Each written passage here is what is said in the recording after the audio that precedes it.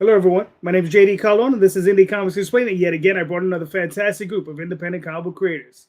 So, without further ado, let me bring on this guy. He's been gone for a couple weeks. What's up, Oh, I'm first. Okay, what's happening? Yeah, I have been gone for a while, huh? That's right. Yeah, it's been a busy. I guess it was a busy May. So yeah, I missed out on a whole bunch of stuff. Yeah, I mean, normally the other guy is JD, but he's been gone for even longer. So but no, he'll be back next week. He's on the mend. He was yeah. He went on vacation, got sick, then got sicker, and then but now he's on the mend, so he'll be back next week. So got bit by a radioactive manatee or something. I don't know. Probably a radioactive bottle of Coke or something.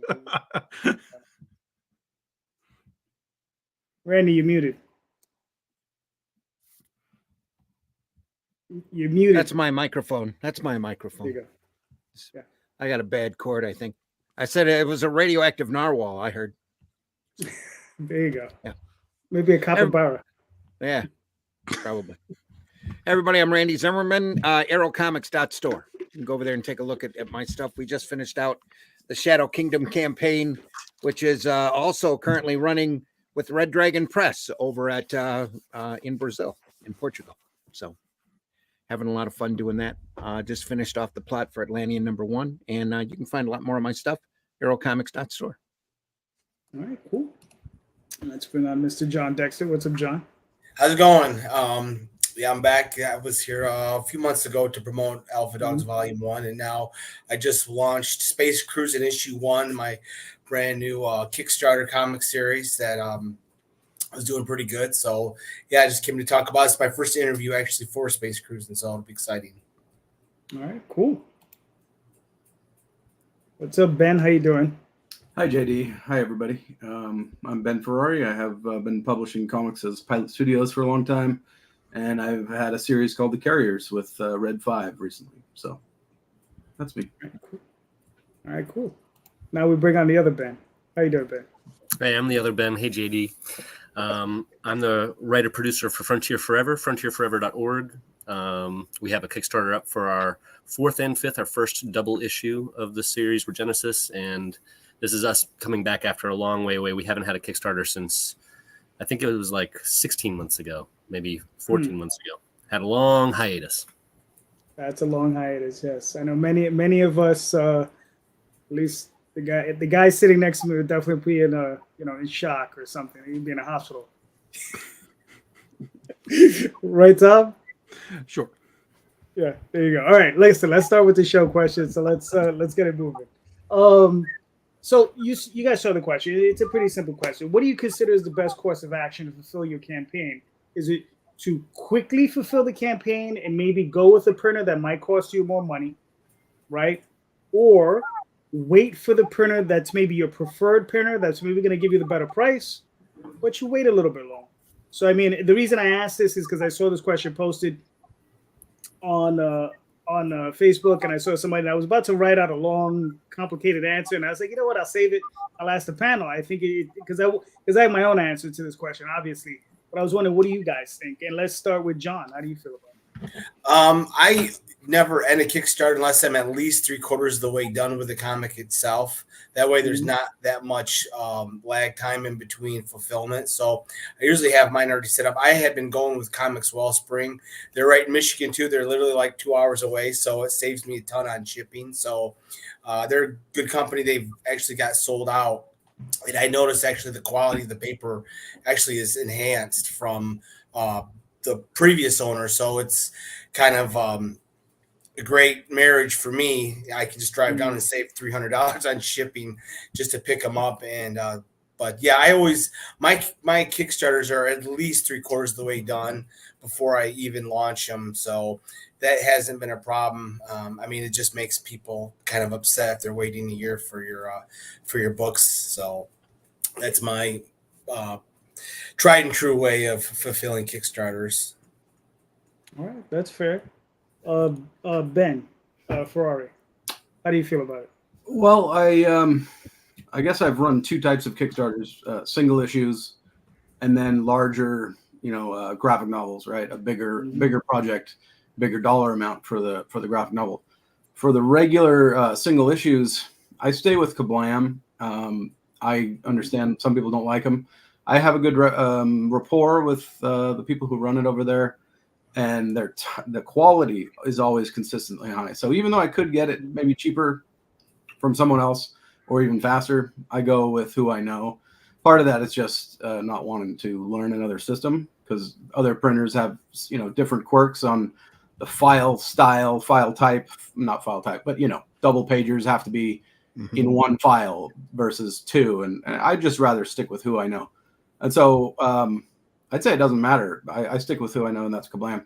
But when I do larger books, I did 3 volumes of Always Punch Nazis a couple years ago, and I used a Chinese printer.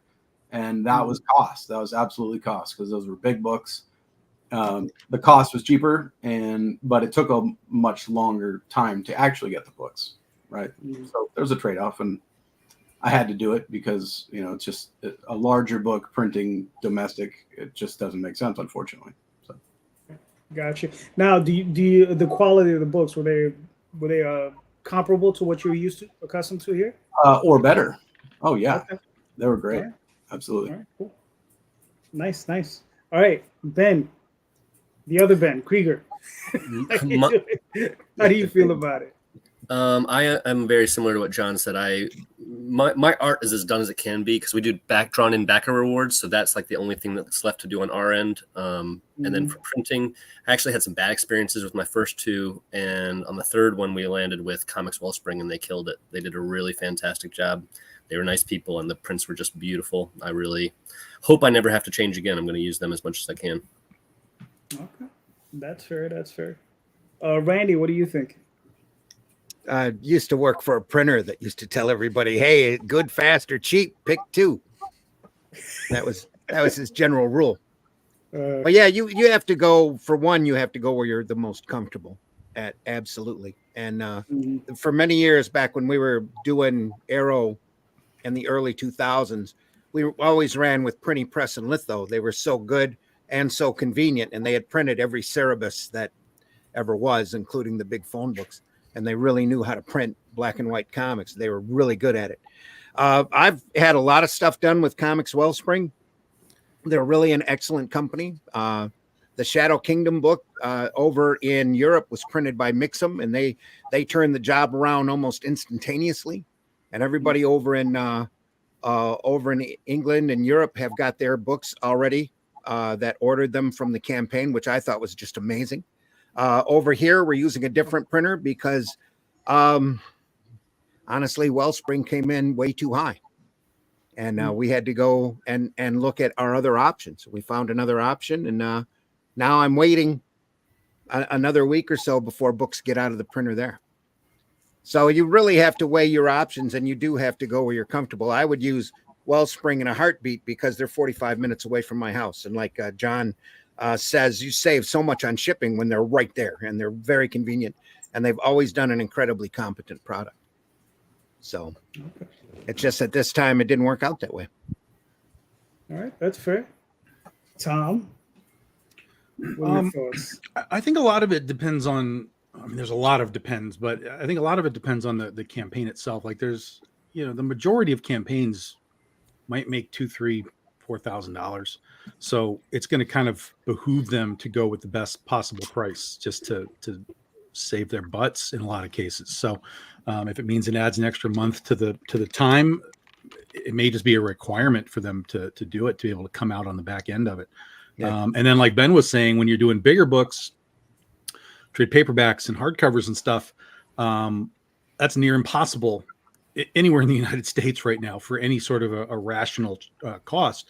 So we even did that last year for the first time. We went to a China printer to do our new Penny for Your Soul trades and a hardcover as well. And, again, we were taking a risk because it's like, I don't know what the quality is. These guys were recommended to me. So I had a fair sense of like, this will be fine. But still, you never know. And it took a little, it took like, I don't know, whatever, 8 weeks or something to get them here. And, so that wasn't great. But again, I think that the print quality was fantastic. So, when people ultimately got the book, they were going to be like, yo, this is a great book. Like I'm super happy with I'm holding on to right now. And that's kind of, I think that's kind of got to be step one, because there's probably plenty of really crappy printers that you can just be like, take my thing and print my stuff on crappy paper and crappy everything. And the staples are falling out. And then it ends up going to your fans and they're like, yo, what is this? We would have waited 3 more weeks, for a better book. So, for us, it's mix and match. We've been using the same printer primarily for our single issues for almost 10 years. And they're in the United States. They're not the cheapest, but they have great quality and they're local. So if there's a problem, they fix the problem. It's quick. There's advantages and disadvantages to them for the floppies. But, since we've gone to China for those big books, it's kind of like that opened our eyes a little bit to options at least. But like right now, I was in the process. I have 3 campaigns. 2 of them fell behind for various artistic reasons. 3 campaigns are coming to me at the same time. I had a critter, my critter one that we just finished. I was like, I want this like out the door. Like I want it out now. So, while the other 2 were at a different printer that were taking a little longer to get here, I sent the critter one to our local guys just to be like, just turn and burn. Let's go. And even though it's going to be much more. And so we're going to be fulfilling all 3 of these damn things at the same time and finally getting caught up. But, again, we'll see what the quality is on the other books with the new printer. And then, make decisions kind of from there. But I think a lot of it is, how much did you make on your campaign, man? Because if your printing is going to be 3,000 and you only made 3,000, that sucks. So if you can find a printer to do it rationally and decently for $1,000 or $2,000, then help yourself out. I think also it depends on what you're doing. Like if you're printing POD versus offset, because obviously you're printing offset, Tom. Yeah. Right. But if you're printing POD, we can order 10 copies, 20 copies. The per unit cost is higher, right? But I can order, like I said, pretty much to scale. If I only need 100 books, I can order 100 books. Set it to the side. And, I just found the question kind of strange because the thing is you obviously want the best quality you can get. But the other portion of it is, do you have another campaign waiting in the wings for you to launch? Because I don't like launching unless I fulfill, right? So I tend to launch like Daphne and I, between the 2 of us, fulfilled 3 campaigns in the last 3 weeks, right? So we just fulfilled all 3 of them. The last of the last Oswald will ship tomorrow. Everything's printed. It's just going to be dropped off tomorrow. That's going out. I'm launching again on Friday, right? So, but I wouldn't launch until I'm done. You know what I mean? I won't launch until I'm done. And I mean, there are plenty of people who launch without that consideration. They just keep launch. And that's fine. I just have a preference. That's for me. So yeah, for me, it's like, if it costs me an extra 30 cents a book and I'm running 100 or even 200 books, it's $60, $30, $40. I'm like, I can, as long as I get it out faster, that's what works for me. So obviously the thing is whatever works for you and however you run your business model, because I've run other campaigns where it's going to take longer. And I know it takes longer because I have room on those campaigns. So I'm like, if I can get a better price and it's going to take longer and I know the quality is going to be really good, then I'll go with that. If not, I'll go with my regular guy. Who's this dude? Jesus Christ. This guy. Who's this guy with cat ears? Laser Blast is better than Star Wars, JD Rosario.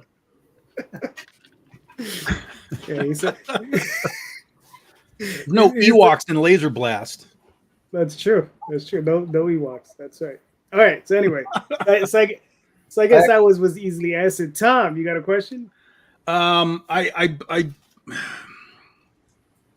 depends. Okay. How controversial do we want to get tonight? That's the real question. I don't know. I mean, I've had something in my brain for a while that's been bugging me. Oh, well, here's my only question to your question. Yeah. Is it about comic books? Yeah. Yeah, then go for it. Yeah. In regards to stuff, in regards to stuff like AI, things like that, do we want to do a deep dive here? Yeah. What the hell? All right. I think it's a subject that needs to be discussed. We don't have to use Well, it. We just have to discuss. I'm going to make people angry right now. Piss them off. Go Okay. for it. Daphne, All right. Daphne's in the background, so she might punch you. But go ahead. JD said it's all right. So here's the thing. Again, this is not a pro AI thing. I'm not pro AI, but we have a lot of AI is a problem.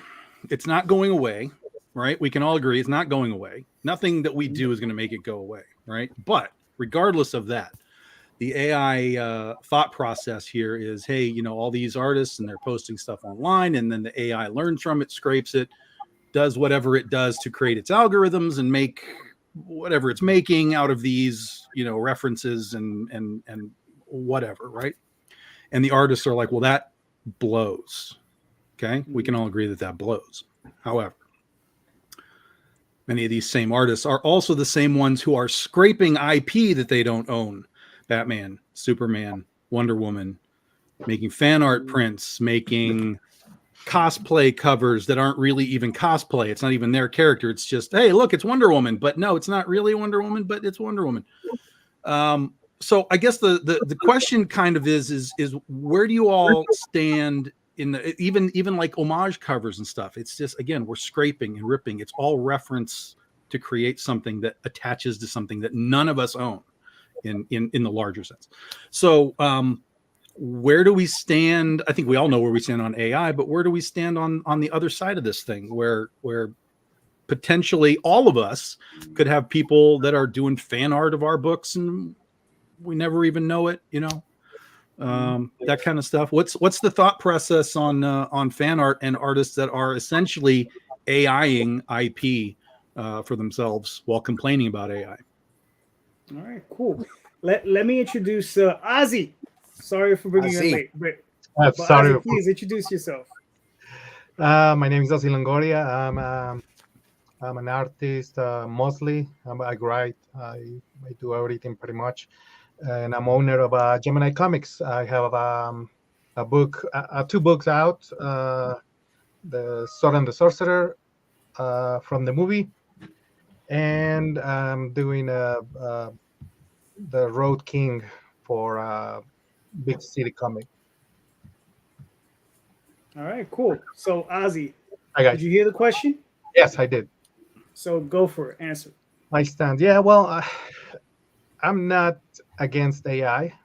That might be controversial too, because I see AI. I mean, I've seen a lot of videos about explaining what AI is. It's a new entity, and we as an artist, me as an artist, I don't know what you guys do. I don't know some of you, but as an artist, I get a lot of what's it called, influences from everybody. I mean, I started as a copycat, as a Jim Lee copycat, and so does that make me bad? Does that make me good? What does that entail? That's so we all do homages. We want to be like someone else. Like we want to. I wanted to be like Jim Lee, or I grabbed a little style from different artists, from different writers too. So I don't see AI as this bad thing that is going on, or new being. I don't know if you want to call it or a new being, because I saw an interview that is that's what it is. It's a new way of consciousness. Anyway, that's a different topic. But anyway, I never done homage. I mean, I've done a few, but as request, I've never done it for my own books. And at one point, I will do. I will do some stuff for my own books, but I don't think I don't see it as a bad thing. It's just a new way to express yourself. If you're copying or homaging, well, that's what it is. if you're stealing, which is weird. I don't know, how do you define that? Because most people just grab basically another cover and they just copy it. Is that stealing? And which is the same that an AI does.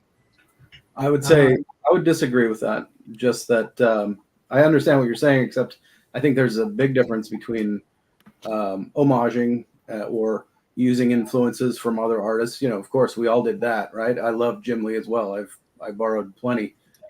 Jeff Johnson, Chris Sprouse, Jim Lee, blah blah blah, plenty. But that's not what AI is, right? I don't think it's fair to say that it's just taking influence. It's a person who Why has, not? I mean, I haven't seen who has any. no art skills creating something out of nothing, taking things from everybody. I guess, you know, and I think that's where most of the artists are freaking out, because you have people who've not sat there for decades practicing, creating something out of thin air and stealing and taking, you know, bits and pieces from everybody else's artwork. So I don't think they're the same. But that's the difference, because I don't see it the same way as you do. I think it's just grabbing the influences. Like I haven't seen a cover where it's exactly the same. That's stealing. It grabs a little from different things and then creates something new. So in other words, Ozzy, you're saying like you haven't seen an AI cover that looks exactly like J. Scott Campbell, for example. Exactly. I mean, the style is a different thing. You cannot copyright the style, first off. So it's really not a stealing. I have a lot of strong. That's an interesting take on that. Who was talking? I'm sorry. I have a lot of strong feelings about it because AI is a big part of my story. The Frontier Forever universe is very much about what happens once AI takes over everything. And like I have my consultant for AI stuff is Dr. Werbos, who's like legitimately one of the pioneers of machine learning, and his website is super cool. It looks like it was made in 1990. It's one of the headlines is "What would it take to give a computer a soul?" And like he has a very philosophical approach to what AI is and what it would be to like where the line would be between it copying us and it making something on its own. And I think when you look at art, it's pretty easy to tell the difference between copying and homage. Like if you have an artist who is trying to be one of their idols, that's not the same as tracing their pages. If you're going to be able to tell the difference between someone who's tracing and someone who's trying their best to imitate, I think that there's nothing wrong with imitation. It's flattery. And there is something very, very much wrong with stealing. And AI, you know, it's so powerful. And I'm not anti-AI. It's a tool that I think we should all, you know, learn to use in the ways that we think are ethical. But I am also very, very pro-job. And if it's stealing people's jobs, then, you know, we have to work as a community to protect ourselves from that. Because, you know, even if it is great and even if it is ethical, if people are losing their jobs, we need to protect those artists. That is exactly the thing. I forgot to mention. Some industries already are protecting themselves, like the writers from the music, the film industry. They are creating contracts with the companies, so that they cannot use AI to replace them. We should do the same thing. We should be just voice our concerns and send or all these concerns emailed all the companies that we don't want AI on our books. But again, we're complaining to the wrong entity, because we are complaining about AI with the machine or with the thing. I don't know if, again. Well, I think that the argument has been made, and it's art, and the result is at this point clear, because DC got called out for doing 3 AI covers with a guy, and basically the internet melted down, and DC was like, okay, taking those out, those are going away, we're going to replace them. So, you know, that's where the AI thing has to go, right? It doesn't really matter if all of the artists talk about it or if we all talk about it. It's not really relevant. It has to be DC made an AI cover. we don't want it. We tell them, and then they have to make a decision, you know, and they made the decision. They pulled the stuff. So I think I think part of all of you guys are right, especially, you know, Ben and Ozzy, you make really great points. I think that for me, the AI stripping and you know, whatever they call it, raking the internet or whatever to create images, that's not even relevant. It's what happens with that stuff, and that's where the job part comes in, right? It's where a company decides, I'm not going to hire J. Scott Campbell because I can get something similar for $50 for somebody to prompt me for it. That's the problem, is the job loss part of it. That's 100% where the real issue is. And so the fact that DC actually stood up and said, okay, we're going to take those out, that's a great sign. I don't know that I have faith that will maintain, but at least for right now, that was a great sign that the community basically stood up and said, and they fixed it. So that's a good thing. Yeah. Is it the community of artists and people making comic books, or is it the fans saying that? Because what really needs to happen is the fans need to be against it, or DC and everybody's going to do whatever they can to get that cheaper product. Well, and this is where it becomes a problem. And I've had this discussion with people before, because the end user is technically always right. They're going to buy what they want. They're right in their mind. They're going to buy what they want. So when AI stuff started coming out, and there's a whole bunch of AI stuff even on Kickstarter right now that's being done, and it's making a lot of money. So it became this thought process of like, well, who's buying this stuff? And the idea here in my mind is that there's going to be multiple audiences for these things. You're going to have your kind of core, we like art stuff, whether it's pencil and ink or whether it's digital painting or whatever, like we like art stuff. And then there's like just a whole bunch of people that are just like, we just like big tits, man. Like, give us big tits, and we don't care how it's produced. And so there's a lot of that kind of stuff on Kickstarter right now, and it's making money. So this is where we have a divergence as well, because there is just a group of people that are like, I don't care how you made it. I like it. Give it to me. And we saw that at Comic-Cons a number of years ago, where people were bringing art in, like just ripping it from online. Like, here's my Spider-Man, and they'd be throwing like spatter filters on it, so it got like a weird, you know, artsy thing. That was a big thing for a long time. People were like, "Oh my god, that's great!" And I'm like, "That's just Alex Ross with a spatter filter. Like, what are we doing?" So, but again, they don't care. They just like it.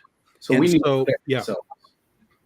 and and the artist took care of the guy who was like Rob Granito. I don't know if you guys remember the guy who was selling pretty much just copies of others artists.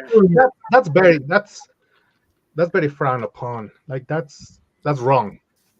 Was it Ozzy? Hold on for a second. John, what are your thoughts on it? Yeah, I haven't had to deal with it too much, luckily. But yeah, I'm definitely not a big AI fan. It looks awfully cool, but yeah, I don't really engage too much in it. But yeah, I'm kind of up with everybody else, as long as it's not taking work away from artists. You know, that's the important aspect of it. All right, cool. Now, Ben, do you have anything else to add? Because I mean, you know, Ferrari. I'm sorry, Ben. Ferrari, do you have anything else to add to that? Well, like Tom was saying, people are going to buy what they want. And I was on another Facebook page about pools of all things, and somebody asked a ridiculous question about, I want to do a tropical pool scene or something. And so somebody posted a bunch of photos, you know, of tropical pools, and he said, I made AI, or I used AI to get these. And I was looking at these things. They looked real. They looked as good. You know, I was looking for some faults. I could find none. And the person who, you know, asked for input on tropical pools was very excited that somebody had used AI to come up with this pool photo. Lots of them, beautiful photos of pools. And it kind of blew my mind. And it gets back to what Tom says. A lot of people don't care where it comes from, right? Especially people who are not making art, not taking real photos. So it's a huge problem. And, you know, Ozzy says we need to do things about it. But how do we do that if we don't have any kind of union, right? really what you're going to have, and or just some sort of loose agreement, right? Some association where everybody signs on saying we're not going to use this and we don't want it to be used in comic books. Maybe that gains traction and speed, and something happens. I don't know what else is going to, I don't know what else what would it take. But we have forums and groups that we can go and voice our opinions. Well, it's got to be on a bigger scale. Yeah, it has to be. It has to be reaching the tops of Marvel, DC. It has to be going up way higher than just. I mean, the fans can talk about it certainly, but it has to reach the ears of people at the top. And ultimately, again, sales will talk, right? I mean, if the problem is if DC didn't pull those covers, let's say they didn't pull them, they just published them. They were like, we just putting them out there. They're AI covers. Here they are. Come get them if you want them, and if you don't. Right? Just to do the test. It's kind of like the cheap ass test that Marvel did with their paper back in the day. But that's a different rant. But if they put those out and they sold, do you think DC would care for a second? Not a whit. To not do it again? So this is where we run into this kind of odd. Well, there is shaming. If all their coworkers, which is people making comic books for DC, if all of those people, which I think is what happened, right? People actually making comics screamed and yelled about it, and they were shamed into taking them away. If that hadn't happened, they would have continued. They would have put them out, and they would have made normal money, and it would be a bigger problem. So the right thing happened, and that was people making comics went against it, and they pulled them. But it's got to be even bigger scale, or they'll do it again. Definitely. Ben, I'm sorry. Wait, so hold on. Because Ben, I know you had something else to say. Krieger. Well, it's kind of another rabbit hole beyond just job protections. I saw an article of a woman who had a very distinct surreal kind of style, and AI was she's like a case example for AI copying her style. And when you Google search her name, a bunch of AI artwork comes up. Her face, AI art. And so it's like it's so good at mimicking her that she's losing her brand because the AI is making it at a rate that she can't make it at. Yep. And it's just like there's no unionizing or no economic way to protect her from that. That's something that really we need broader protections. Even like I am jobs first, and I don't want to poo-poo on AI. I think it's a fantastic tool, but there are a ton of protections that I think we need to look into outside of just economics. Well, I think we're looking at a Wild West situation with AI right now anyway, until all of the legal catches up with the technology. And that's going to take a little while. But yeah, I think that the copyright holders need to be secured. The people who have their own style and their own look that can prove that they were scraped need compensation. And I think after a few times of those kind of cases going through the legal system, that you'll see a big pullback on not necessarily AI capabilities, because I don't think you're going to stop it, but the stealing of style and brand. You're not going to get away with composition either, because composition's too easy to imitate and take and homage or whatever. The thing to me, especially with the DC situation, DC pulls covers after fans complain. And yet, how many writers up there are using ChatGPT and have for the last 5 years? Tons. And it needs that needs to stop, in my opinion. It needs to go back to a pure art form instead of a computer generated trash. And there was a big push a couple of years ago from somebody up there in the corporate comics to structure comic scripts, and the reason for that was because they were heavily using ChatGPT, and they needed a solid format that they could tell ChatGPT to write that script out in. I've missed those stories, Randy. Is that something that you see often in the comics news about scripting being done by chat? You have to go back before the bug, but it's there. Or not necessarily because of ChatGPT. They said they wanted a uniform script in order for everybody to be able to have the same style and the same. But that's just a thin mask because they want their computer to be able to spit out the same format all the time and not have to double check it. Okay. All right. All right. I got a few. I've had many discussions about this behind the scenes with many different people. So I got a few things on this one. Here's where I see a lot of issues is that what we've already seen is that Hollywood is already starting to adapt and use AI. We know there are animatics that directors are using where they can feed in a script and it'll pop out an animatic for that script. And they can go in and adjust it. They said a lot of this technology has not been released yet. It's in beta, and they've only released it to a few people. And the people who are using it are raving about it, right? So imagine, and that's some of the highest paid work out there for artists is doing animatics and doing these layouts for movies and doing all that type of work. This is how we lost Bernie Wrightson and many, many other famous comic book artists. We lose them to Hollywood, because they're doing that style of work, right? Because it pays so well. But that is going to be a revenue stream that's probably going to be taken away from these guys in the next, I would say, next year, if even longer, right? The other thing is that what we haven't seen yet is when these corporate entities start taking a firm stance on what's going to happen. And I'm not talking about like Marvel. I'm talking about Disney. When Iger says when he turns around to all the editors at DC and says, well, you have to use AI, however you can use it. At that point, they don't have a choice. You understand? When he signs a contract with whatever one of these companies and they say, well, you can scrape or use our entire library to come up with something that can create comic books, right? When that day happens, I mean, you're going to see a metric ton of people lose their jobs because DC is going to do it. And then once Marvel does it, DC is not too far behind, right? Or vice versa, right? Once one does it, the other one's not too far behind. And I mean, it's horrifying, right?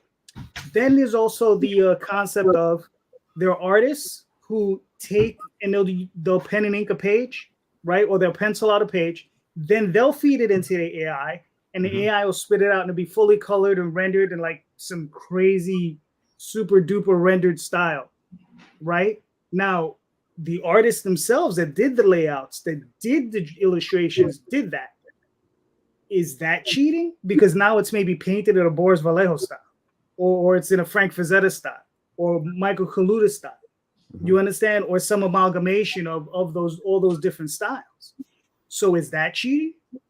Right? But someone came up with their own compositions. They came up with their own page layouts, their own storytelling. Right? I've seen people doing that. Right? When you see a quantum leap of a guy who's maybe a C grade artist and he's producing A+ work, he's fully producing stuff on Alex Ross's level now. And you're like, God, what happened? Right? Did he get hit in the head? No, he's using AI. Right? So I mean, these are the real problems that I see happening. And I've had this conversation with my wife where it's like, the people who are going to most benefit from AI are competent artists who are going to use it for the tool that it is. Right. They're going to really propel themselves. Right? I could see maybe a 3-person team in a room. You got one guy who can do layouts. You got another guy who can maybe do some kind of background stuff, and they can probably crank out 200 or 300 pages a week, right? And imagine what effect that's gonna have over Marvel or DC, where if you have like a 3-man team cranking out 5 pages, like 200 pages in a week, how many other artists are gonna put out of business, right?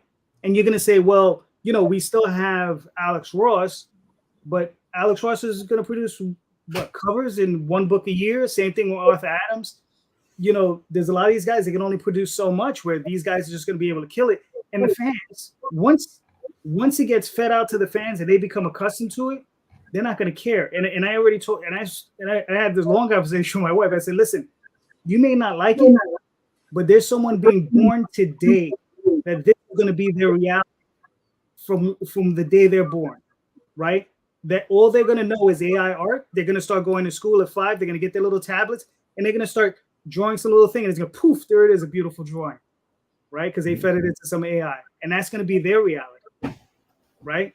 So that, yeah, like I said, it's one of those things where it's like it's horrifying to think what's gonna happen to things that are made by hand, right? And the other thing is we're talking about protecting jobs. We've seen this already happen in the auto industry, right? The auto industry is almost completely automated, right? All those auto workers, Detroit, right? Randy, you live up in Michigan. Oh yeah. How much money was lost? How much money has the common man lost because they've lost all these jobs to automation? It's been a steady drop since the 70s. Yeah. You understand? And this is no different. You understand? The only difference is it's gone from blue collar to white collar. That's the only real difference, right? I mean, it sucks. And the thing is, it's just artists. It's just a tool that the technology has, or the legalities of it haven't caught up to the technology. And by the time that happens, the technology will have leapfrogged it again. Right. And that's the thing. They're saying it's growing at a quantum level. And the thing is it's not just art. It's just you're gonna experience it in medicine. They've already done tests. They say the AI is much better at detecting stuff than a regular doctor is. You know, they're doing it with lawyers. What one AI program can do in an hour, it'll take 20 paralegals to do in 5 weeks. And all those people are going to lose their jobs. So yeah, it's a little insane. You know, it's a little scary. I can't say I'm happy being this old, but Jesus Christ, these are not issues I'm gonna have to deal with in 20 years. I mean, the things these kids are gonna have to deal with is nuts. So anyway, enough of my ranting. Tom, what are you thinking? I mean, I kind of talked about it as we were going through, so everybody kind of knows where we're at. The only thing I would say is that at this point, all creators, whether you're a writer, whether you're an artist, whatever, particularly when you're doing like crowdfunding and stuff and you're presenting things and making your books, I think we're at a point now where it is important, if not imperative, to very plainly state this is almost like the thing at the end of the movies that they do, like, hey, this movie gave jobs to 10,000 people for 6 months, you know, don't pirate our movie. So I almost kind of think like comics and when we're doing stuff on, and like Kickstarter does ask, like, do you use AI? No. Okay. And it's just in there. But I almost think like we need branding now that's like, this is hand drawn, this is human drawn, you know, whatever terminology we need. But I think there's going to become, because AI is moving so fast, I think there's going to become value in quote unquote handmade or person made, human made, like that could become its own niche value down the line. So I think it's something that everyone should kind of start looking at and kind of figuring out how to brand themselves as, we do human made things here, and see how that pushes us forward. What if everybody was using that same stamp on their covers, a small logo, you know? Right. It's like got milk. We need a slogan, some little tagline, a little thing that everybody says, you know, like, hey, we are human made comics. So who's going to come up with it? Who's going to do a logo? Randy's got that. He'll have that figured out tomorrow. Yeah, well, no, I don't know. Yeah, sure. I can do it.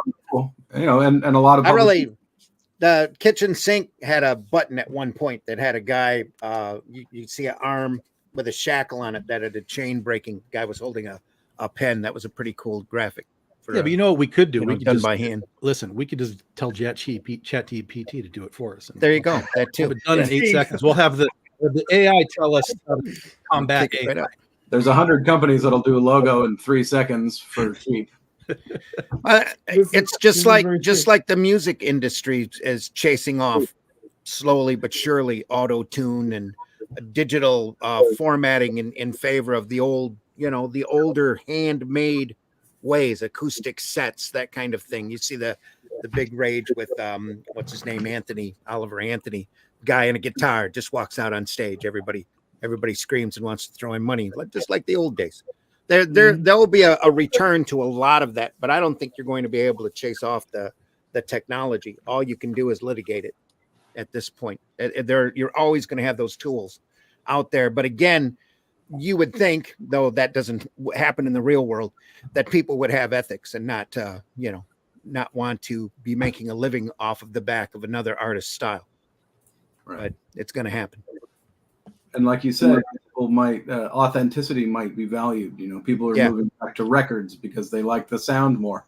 Mhm. If it hurts us in the short run, maybe in the long run, like Tom said, it may create value actually doing things by hand. We are the comic book hippies of the future, folks. We're already hippies. Paper All right. comics and It's too do late. it by hand. Yeah. Mhm. Well, it's just like way back when First Comics first introduced Shatter. If you remember that comic, that was the first computer generated art comic that was out there. It lasted 6 issues, disappeared. But everybody back then was screaming, "Oh, all of the artists are now going to be replaced by computers." Didn't quite happen. I think we're going to see the same thing to an extent here with AI. There'll always be people out looking for particular people with particular styles, and they'll have enough knowledge of the software, especially, to be able to detect the real from the fake. The question is, Oh, the question is, are we going to still have kids practicing? There you go. Because is the motivation there to learn these skills that take decades to learn, or That's do you want to just right. go do the easy version? That's a really good question. Well, a lot of people complained about tablets too back in the day when they started it, and now we're embracing them. Yeah. Mhm.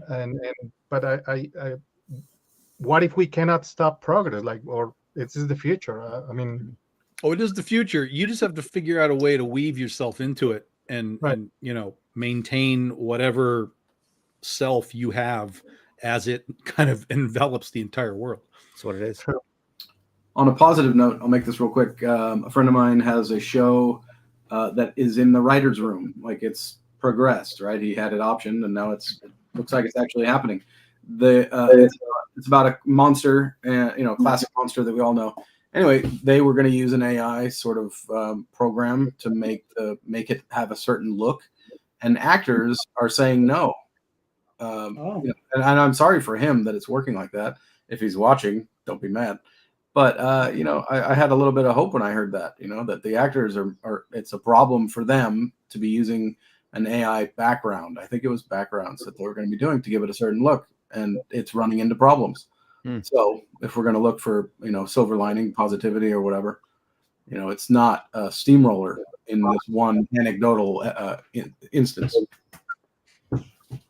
Yeah. Well, I mean, listen, we got to fight however we can, and I mean, as long as enough people fight it.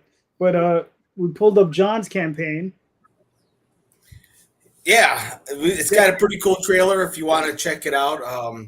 We've been waiting a while to get it going. The comic is actually finished.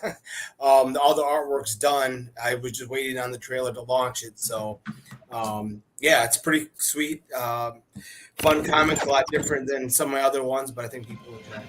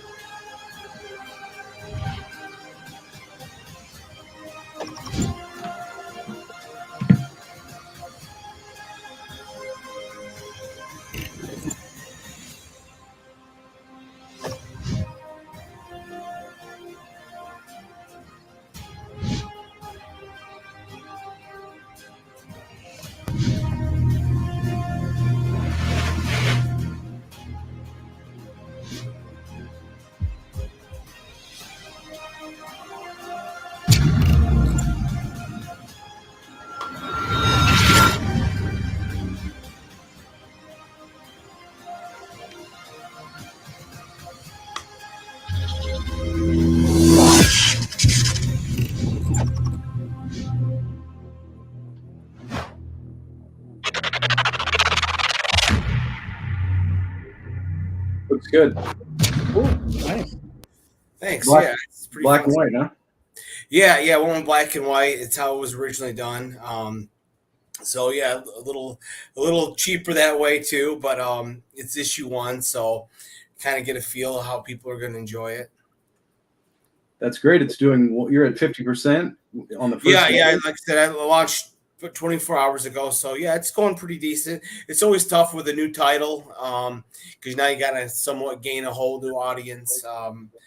Granted, some of them piggyback off the Alpha Dogs and Dime Store Detective that I do too. So, but yeah, it's a little more interesting when you're starting a whole new series. Cool. But yeah, I've kept the rewards relatively cheap, down to $5 for the floppy. I'm sorry, $5 for the digital, and as low as $10 for the floppy. How many pages is the book? It's 22. Cool. I had originally wrote it, many years ago, and it's always kind of been there in the back of my mind. I always had wanted to finish it up and do it as a series. It's like I said, it's a comedy, action. It's got kind of it all. You never know when you're doing a comedy, because what's funny to one person might not be to another. But I think it's pretty broad, that people will really relate to. Here's some Now, pages. is it a limited series? Like, how many issues are you looking at? It's a good question. Right now, it would be like 5 volumes. If it's already, I had written it out, first volume of 10 issues a while ago. So it would be, I guess technically limited, but maybe after like 100 issues, we'll see how it happens. Right. See how it goes. Get through this first storyline first. Gotcha. So here, let me work it down like this. The first arc. How many issues are you looking for that? It'll probably be 8 issues, the first arc. Yeah. Gotcha. And there's the Alpha Dogs titles. So, and you can get the Alpha Dogs or the Dime Store Detectives with this campaign if you missed out. Nice. Now, what type of frequency are you looking at as far as a release schedule for this? I don't know. Right now, I'm kind of just playing it by ear. I've got this going on right now, and then Dime Store Detective issue 4 is going to be released probably in late August. And then, of course, I want to get back. Juggling three series is a little tough. I probably bit off a little more than I could chew, but I really wanted to get Space Cruising out. It's a lot of fun. People will really enjoy it.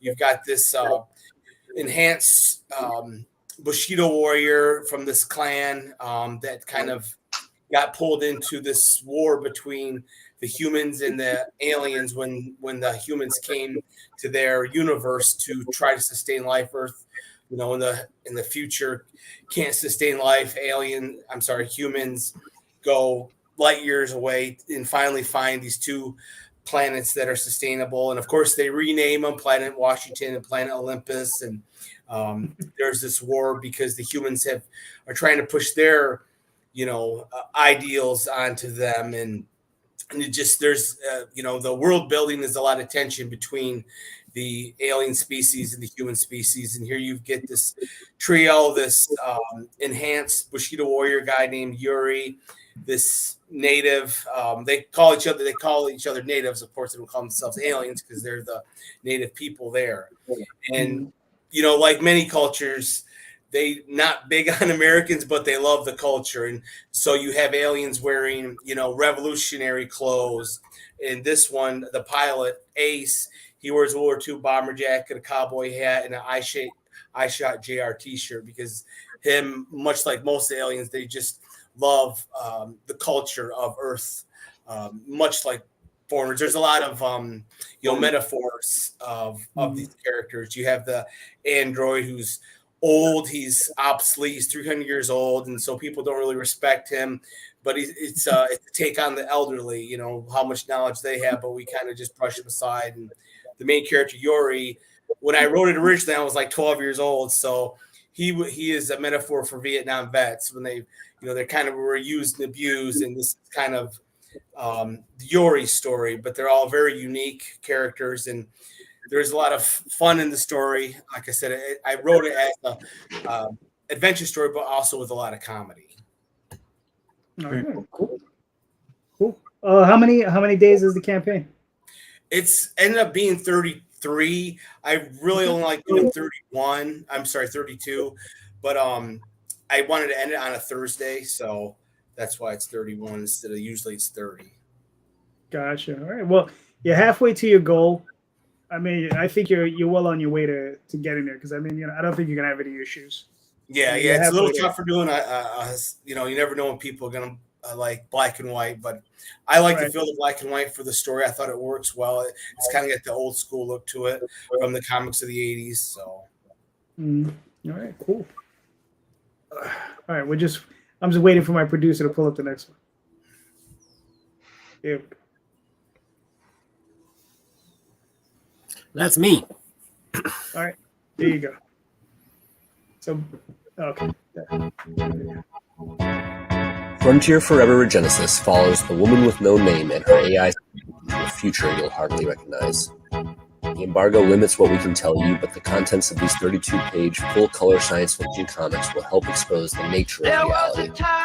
Support our team of human artists in the fight against the machine race today and be rewarded with a pair of 3D decoder glasses and our exclusive membership code. Frontier Forever, civilization and wilderness intersect indefinitely. To learn more, please visit frontierforever.org.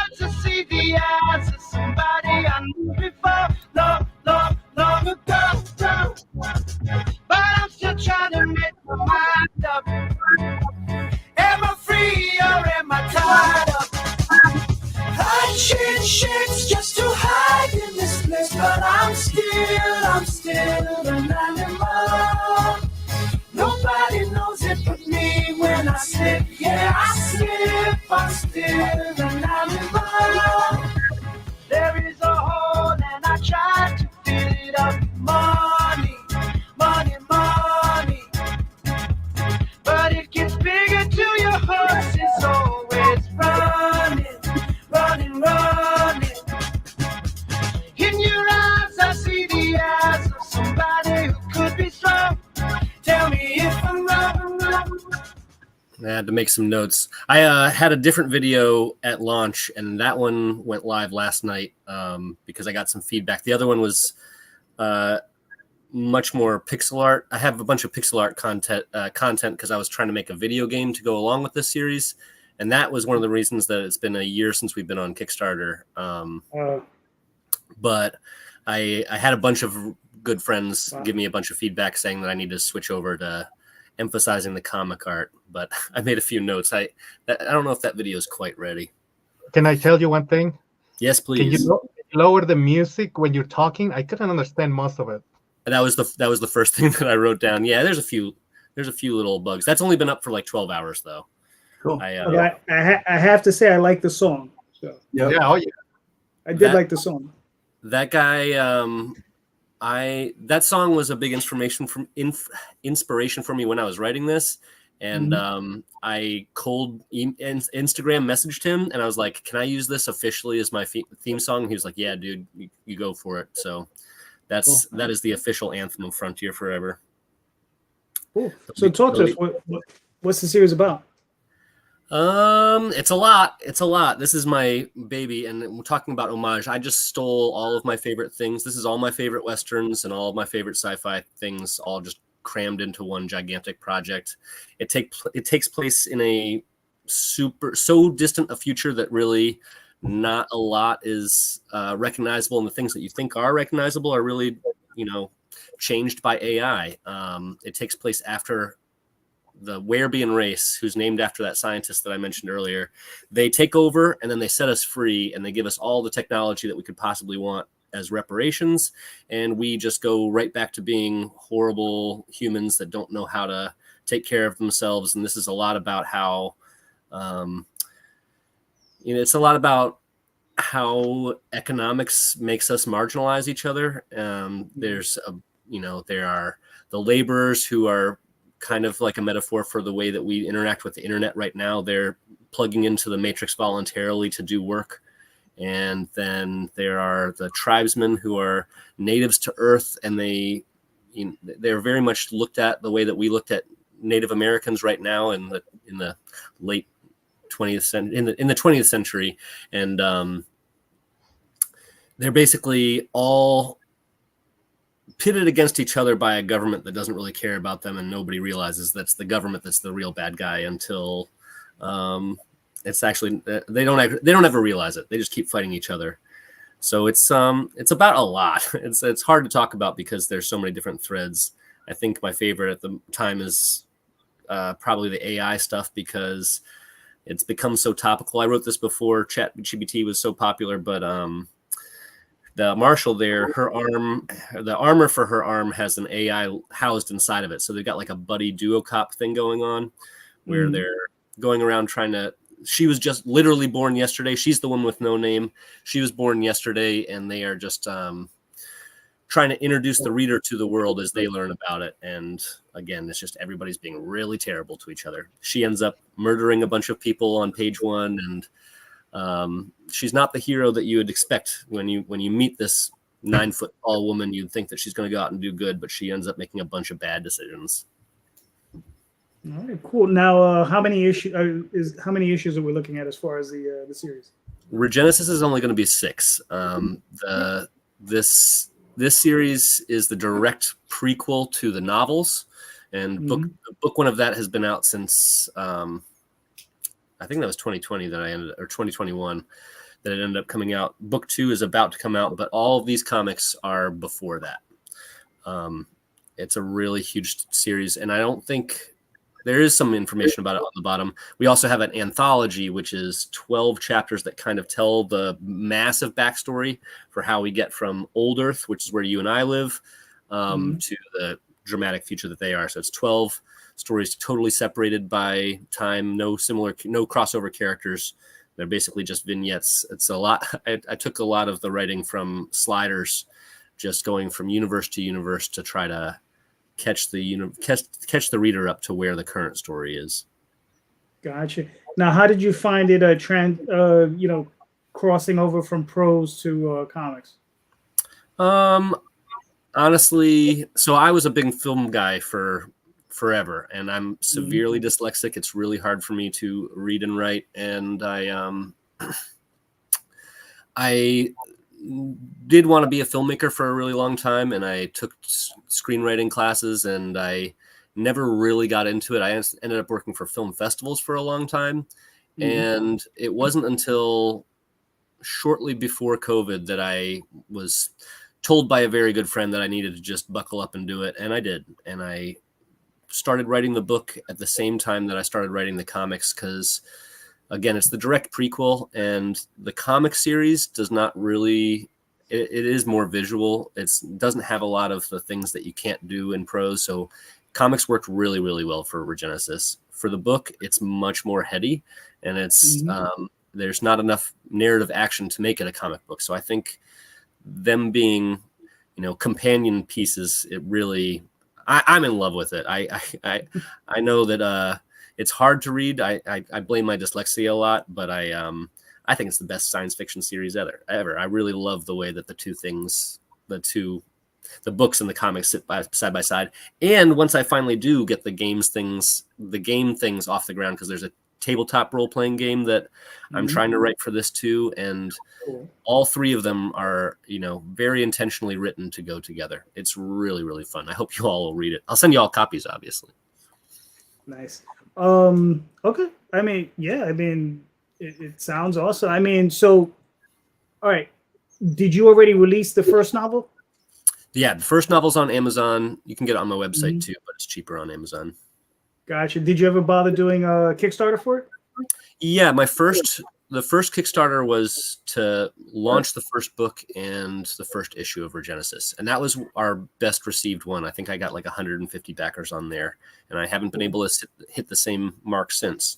So maybe it was the book. So the next campaign will have book 2, the final issue of the comic series, and volume 2 of the anthology. So hopefully that one will really tickle people's interest.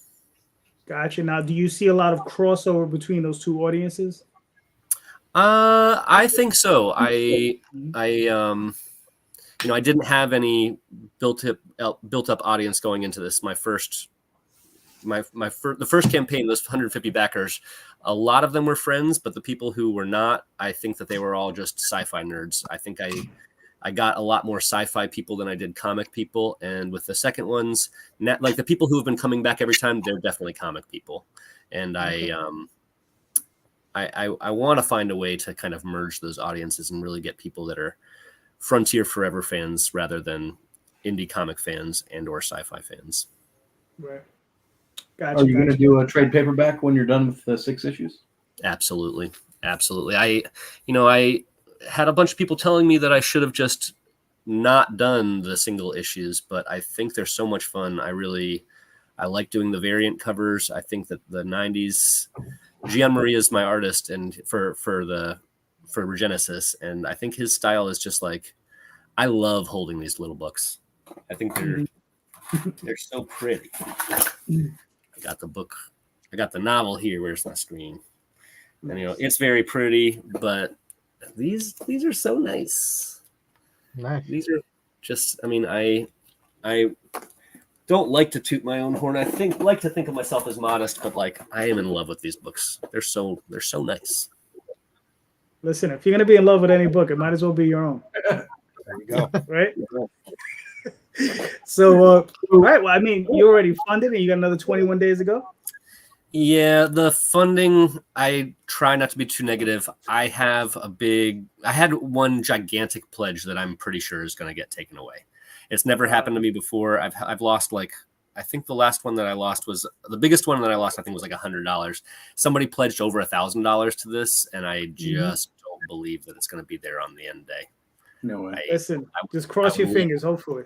Yeah, crossing my fingers, but I'm really, I had like a panic attack because that happened on, I want to say Thursday night, and it was like I was having a rough day. I'd had a rough day at my day job, and I was trying to do marketing for this, and I got an email from Kickstarter saying your project's funded, and I was like, it was just at 49%, and I really tried to get excited, and it just like made me so depressed because I want it to happen, but I'm really, hoping this doesn't go back to 50% on the last day. No, I got you. Yeah, I've always been of the same mindset. I'd rather have 30 backers each chipping in $30 each than one person doing 1,000. Yeah, and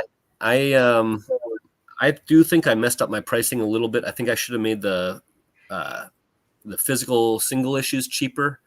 I'm glad that I was able to give all the digital stuff away as cheap as I did, but if I could go back again, I think that I am missing a few people because I can't get people who just want the new issues to get them in cheap enough. I think it's $35 for the 2, but we don't have 5 unlocked yet, so I don't know. I'm double guessing myself a lot. 3 weeks to go. Yeah, you still got 3 weeks. How many pages is the issue? 32 each. 32 each. Okay. All right, that's cool. Yeah, like I said, you got 3 weeks. You got plenty of ground to make up. I don't think you have any. You'll. I think you'll be fine. Thanks, dude. I need the confidence. I appreciate that. I think you're gonna be fine. Yeah, I don't think you're gonna have any issues. All right. I'm waiting for the drum roll. I'm waiting for Daphne. Daphne. There we go. Tom. What are you looking at? Yeah. Thank God I'm here tonight. Thank God I'm here for you tonight, JD. Because what kind of a show is this about Kickstarters if you don't have the girls on it? Come on. This is true. Saving the show here, Daphne. I'm saving the show. Yes, he is. Play his video. You can if you want. It's short.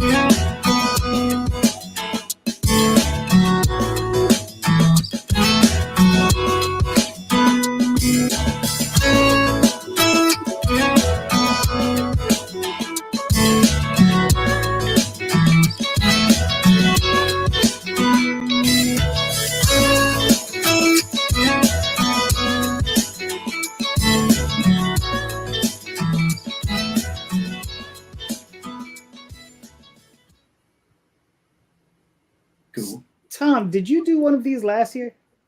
Yeah, we do these annually now. They're annual events for shit. us. Yeah. It's been that long, like, because I remember the This is last our one. I mean, which is This is our fourth. Yeah. It's been around for a minute. Yeah. So it's a couple of things. So it started off back in 2021 as Camp Crossover. It was basically just our taking all of our characters, sending them to summer camp. So it's sort of the old 80s like Meatballs movie, just pure parody, goof off stuff. And then it became a vehicle for us to do what's been called the BDI 365 initiative, which is taking all these weird holidays that exist throughout the entire year. So there's like, Alien Abduction Day and Princess Day and all these crazy things as these understood holidays. And so we used the camp situation to be able to sort of celebrate these weird days. So in this case, there's actually 3 of them in this story. So June 6th, which is when we launched it, is National Drive-In Day. Coming up here on the 15th is Catnip Awareness Day, and then on the 21st is Skateboard Day. So we took all 3 of those things and created a story to kind of have fun with all of those concepts within our summer camp concept at the same time. So that's what this is, and they're all just kind of short stories.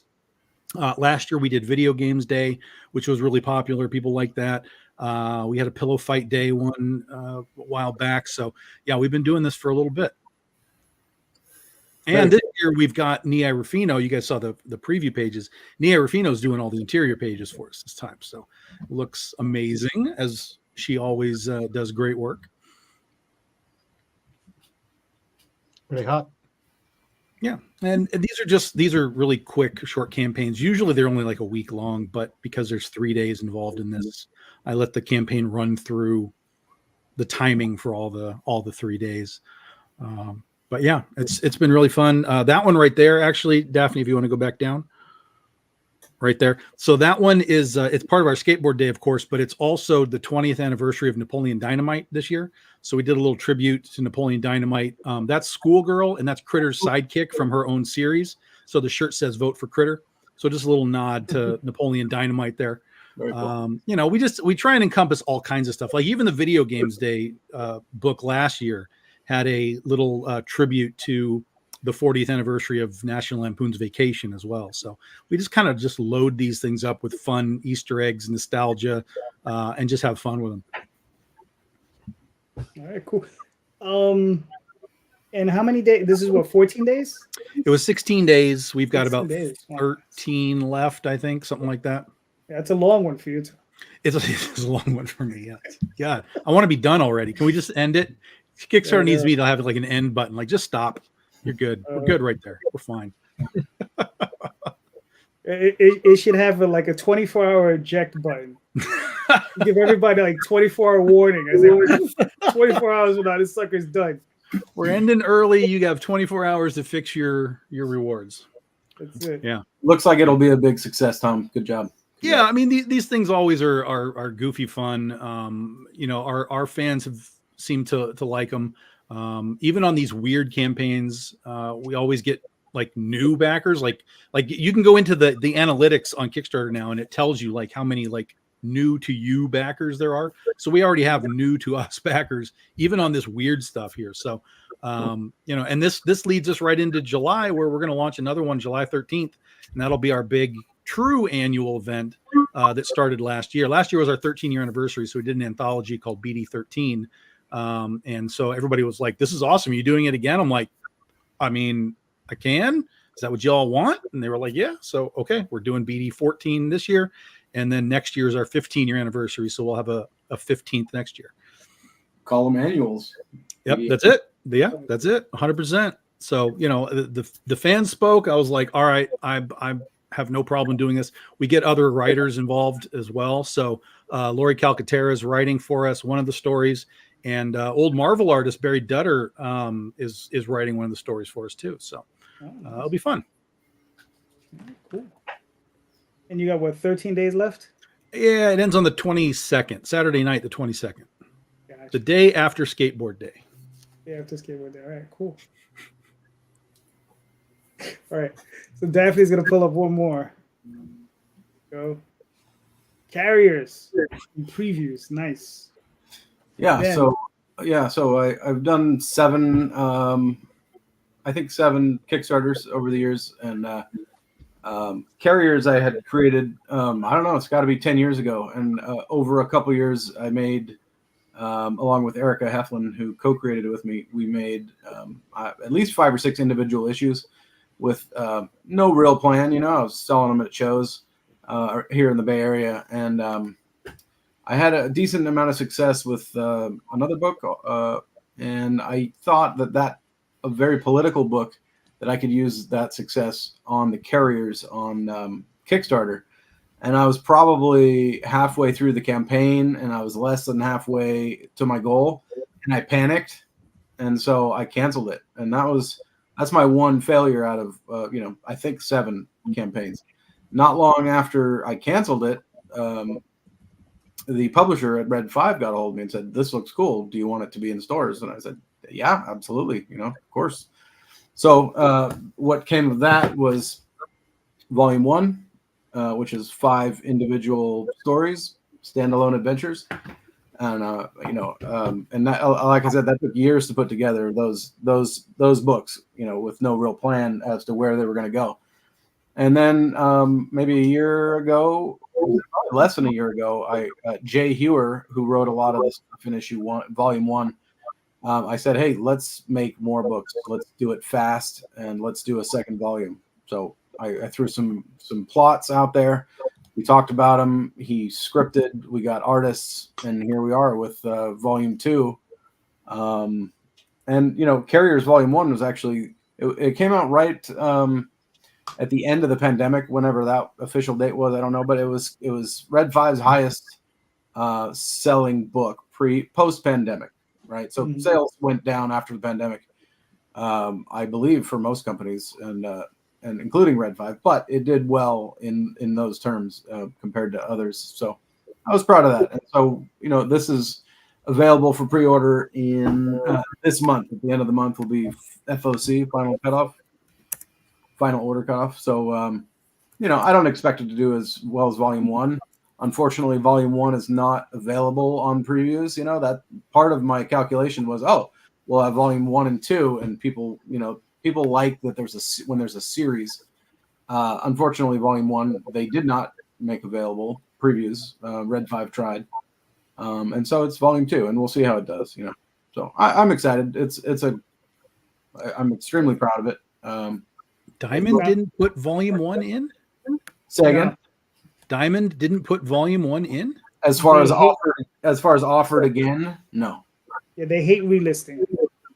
Yeah, it's a trade paperback. That's the whole point. Yeah, you would think, and we have copies. We have copies of Volume 1. Go with Lunar. Good Lord. Yeah, Go with Lunar. You said. Yeah, that's a fine suggestion. I don't believe my publisher has an account with them, but maybe I'll mention it. Send them a copy, and then they will consider you. One more time. Yeah. Send them a copy, like a physical sure. copy. Absolutely. They will consider you. Yeah. Mm-hmm. So I'm not complaining. I have my second volume in previews. It'll be in stores. I'll show up to Flying Colors here in Concord, California, the day it comes out. And that's just a ton of fun. I'll be in San Diego Comic-Con with Red 5. Extremely proud, selling Carriers volumes seasons 1 and 2. I've never looked forward to Comic-Con so much as I do this year, and it's because of this book. So if everybody out there watching this wants to pre-order a copy, obviously talk to your retailer and see what happens. Yeah, get it put on your pull list, and you can get it. So for issue 1, if somebody wanted to get Volume 1, where can they get it? They can go to red5comics.com. Or in San Diego, most shows around the country look for Red 5 showing up. Most of us have. I did a Red 5 show yesterday. We have lots of copies there. I have copies if you want to email me. But yeah, I think red5comics.com is probably the best place. Okay. Is it available on Amazon? I believe it is. That's a great question. I've never looked. Gotcha. Because most people like to buy, I mean, we all do it. You know, it's like, oh, Amazon. Oh, there it is. Yeah, no, you're absolutely right. Mhm. All right, Randy, do you got a question? Not really. Nope. I'll pass. Tom's got another one though. How controversial do we want to get? No, okay. There we are. You want? I got a few if you want. Go ahead. Go ahead. All Go right. ahead. You know, we'll go with this. This is the easy one. What is the biggest gamble you've taken in indie comics? Right, and it could be anything. You know, whether it be financially, emotionally, you know, Breathing. whatever. Like, what was the biggest gamble you personally ever made in indie comics? I can probably Right. start with that. Wait a hold on, Ozzy. Hold on. I moved to the U.S. after I- reading. Hold on. Wait a hold on. Sorry. Hold on a second. Hold on a second. Let's because I don't know who went next. Real quick, yes, the answer is yes. Carriers Volume 1 is available on Amazon. On There you Amazon. Okay, cool. Good to know. Why don't we start with the other Ben? My biggest gamble? Yes. I think that would probably be starting. I had never written a comic book before. I'd never written a comic book script, and I've never produced anything like that. I had a little bit of experience with the script writing from college, and I dove right in, found Gian Maria. I actually did do a ton of interviewing for trying to find who was going to be that through artist, and that was a gamble that I definitely won. He's so great. He's an Italian gentleman. I think he's younger than me. He's pretty young, and I love his style. It's got the exact 90s vibe that I was looking for. Fair enough. Ben, Ferrari. Are you talking a gamble financially or just? However, whatever you consider the biggest gamble. You know what I mean? Like, because it's different for everybody. Yeah, I don't enjoy doing Kickstarters. So every time I start one, it's a gamble. I can't wait till it's over every time. The fulfillment is just, I do it and I get it out on time and the books are great, but I don't enjoy it. So, I think that basic, function I don't enjoy. But anyway. Okay, that's fair. That's fair. John, what are your thoughts? I would say starting a second title. I had been doing the Alpha Dogs that had gained a little bit of momentum. And then I switched over to a total different genre, very kind of niche. Anyway, it's my supernatural crime mystery. It's noir, it's a very niche kind of readership probably. And so that was kind of a gamble to start kind of all over again to a certain extent and building a new group of readers for something totally different than what I had been doing. So, but it's paid off. It's slowly gaining momentum. I mean, it's not anywhere near as popular as the Alpha Dogs, but still it's slowly kind of gaining momentum. All right, cool. Ozzy? I was studying communications in Mexico when I was younger, and I decided to just quit and do comic books. So then moving from Mexico to the U.S. Was the biggest challenge and the biggest gamble I have done. And I mean, it worked, I guess, because I still do comic books after 25 years. Mm-hmm. Cool. All right. Yeah. Cool. All right. And this is Randy. oh no, so I'm sorry, Ozzy. You have more? Go ahead, Ozzy. yeah, this is even without speaking English.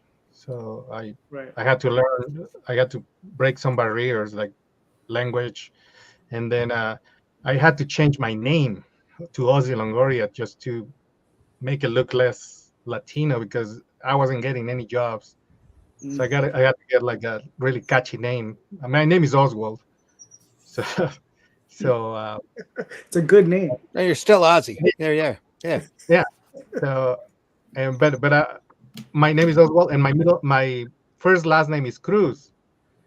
So I wasn't getting jobs, and I changed it to my second last name, and it kind of sounds better, and people start getting like jobs all the time, telling me, "Oh, your name is so cool," and basically that's what it is. Nice. All right, fair enough. All right, Randy, what are your thoughts? I'm thinking I might need to change my name. Now, you know, my biggest gamble inside of comics, it's that lame horse thing, Liberty BS. Oh yeah. That we took outside of comics back in 2009 up till 2019. I did 100 issues of a comic paper that was like stepping off the edge just to see if anybody would follow it. That was advertiser supported. We gave it away in my county. We moved 10,000 copies of that paper, and that's my still my proudest baby. All 100 of them. Despite all the spelling errors and the glitches and that I love doing that paper, and I'd do it again in a heartbeat if I thought I could make a living at it.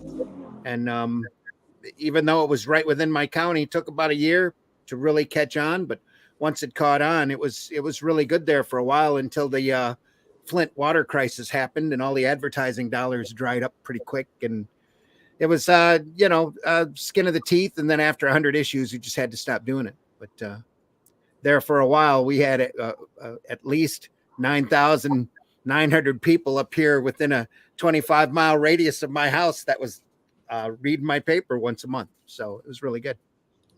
Nice. Very rewarding. Reinstilled my love for this art form. That's for sure. No, that's important. Yeah. Tom. So yeah, like John said, when you start new titles, it's always a gamble. Like for us, my first book was Theology, Heaven versus Hell in Las Vegas book. And then I went to superheroes, and then I did a Western Oz, and then I did a horror book. Like I was all over the map. And so every time we did that to kind of go another direction, it's always a gamble. You don't know if the fans are going to follow you at all, but we got lucky and they did. And all those books are still running. But the biggest gamble was coming out of Aspen, which was another gamble, was leaving my own publishing and letting Aspen publish me for a few years. But it was really when we left Aspen, that was the gamble, because I had to make a decision. Like, do I go back to Diamond and just do it how we were doing it? Or do I use this newfangled thing called Kickstarter, which we had dabbled with a couple of times. We weren't massively successful, but I was kind of like, okay, this is here. This is an option. This is maybe the way to go. And I ditched the entire retail market and said, nope, we're going to put all of our eggs in the Kickstarter basket. And that has now been almost 8 years ago now. And that is our primary distribution method. Everything is Kickstarter. From Kickstarter, it disseminates out to, websites, conventions, live sales, and so on. But everything that we do went from chain of command, through Diamond and retailers and all this, to direct to customer. The biggest gamble, and at the same time, the biggest payoff that we've had so far, without question. Cool. All right. Well, I mean, listen, it's great that it paid off for you, because my biggest gamble didn't pay off for me. And I've showed it off before too. Is this thing? Oh, there you go. My toy, and I mean, this is a vinyl toy. It's a 6-inch figure. And we did these before there was 3D modeling and 3D printing. So, yeah. So this was hand sculpted by some dude in China. And we produced 1,250 of these. And, I could have bought a car, but instead I got a toy. And, listen, I don't get me wrong. I love this damn thing. And we've sold a lot of them, but I still got a basement full of these damn things. So, and the thing is, we're probably selling, I don't know, anywhere from 6 to 12 of them per campaign whenever we release a Tall Tales thing. So, I figure we have another, I don't know, 40, 50 campaigns when we're done with them. 40, 50 years? No, 40 or 50 campaigns, maybe 40 or 50 years. It might be a long. That's 3 years. That's 3 years for JD. Oh, well, we're only doing during Tall Tales. So, yeah, okay. It was Oswald. Yeah, sure. Yeah, that'd have been like, a couple years. I'd have had that over with. So, yeah, but it was. I think it was worth doing it. I mean, I love the piece, and whenever we bring them to shows and people look at them, like, oh, it's so cool, it's so cool. I mean, if I had It's a buck cool for every, toy. if I had a buck for every time I heard that, I would have already paid it over. So. There you go. Yeah, that's like when we did the critter toys. Like, people keep telling me, well, how are you going to sell the leftovers? I'm like, I almost don't care. Like, I want them on my table because they're an eye-catching thing. Yeah. And yeah, we might sell a few, but we're not selling like 100 at a show or anything, but we might sell a few. But it's that walking by and you have something on your table that is different than just comics on there. And because people know toys regardless of what they collect, they understand toys. So it's a great eye-catching piece, promotional item to some degree when you're doing cons and stuff. And then Kickstarters, you can keep selling them that way too. Yeah.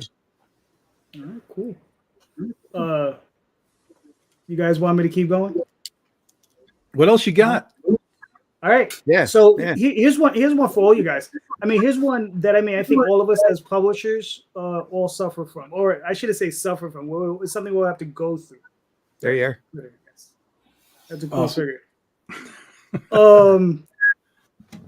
How do you onboard a new artist? Right? What's your process? Right? Because it's something we all have to go through every now and again. Even if you've only done it once, you've had to have done it. Right? I know Ozzy. Right, you run your own stuff. You onboard artists all the time. So Ben, let's start with you.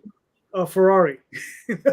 How do you onboard a new artist? What's your process for that? I can't say that I have a process. It's always different. Sometimes it's people I know. Sometimes it's somebody I contacted randomly. Onboarding. Make sure they understand the script. Make sure they understand if they have questions, please ask. I would rather have something.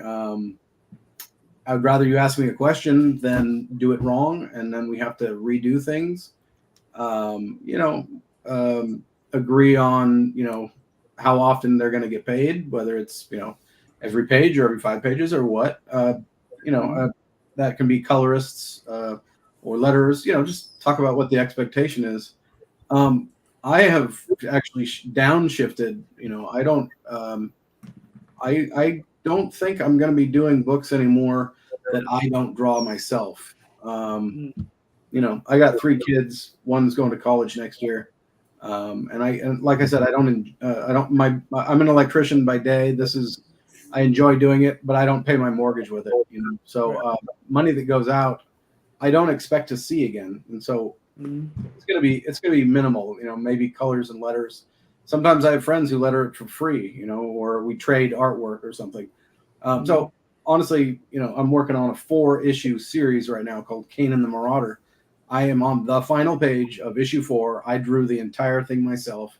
Nice. When I run a Kickstarter for it, that money will be to pay the colors of issue 1, and then I'll go down the line. I'm running 4 Kickstarters for it, and I'm drawing it. I don't have the money to pay anybody. I'm not on the same level as you guys. Some of you guys.